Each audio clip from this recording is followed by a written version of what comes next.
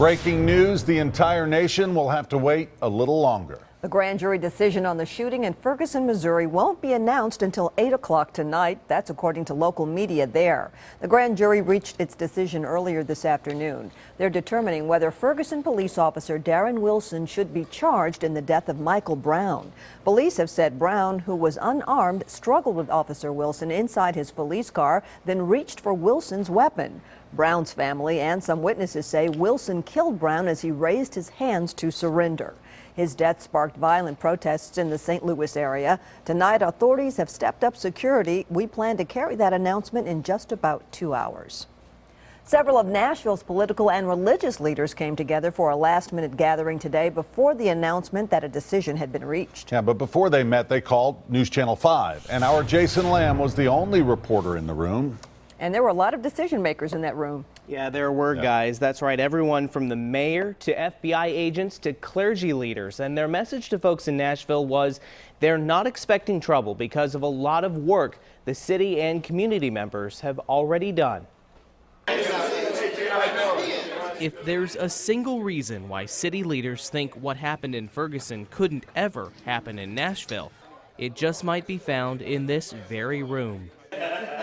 It's the latest meeting between Nashville leaders and clergy members. This one scheduled just hours before the announcement that a decision had been reached in the Ferguson case. With such a turnout, they had to move into the next-door chapel of the Corinthians Baptist Church. The best way to keep situations like what Ferguson is going through from happening here is to make sure that everybody in the community has buy-in. And y'all have already done a fantastic job. In addition to Nashville's new district attorney, the mayor, FBI, and chief of police showed up. We know that these relationships are especially valuable. And when we have a crisis, that's not the time for us all to meet each other and try to develop those relationships. They need, for the good of the community, they need to be developed beforehand. All of them stressing that an open dialogue with police and clergy formed a decade ago to deal with controversial issues like racial tension has prepared Nashville for an announcement like today's. We had the sense that the communication in Nashville was different, that people work together. And it's really you all who make it happen.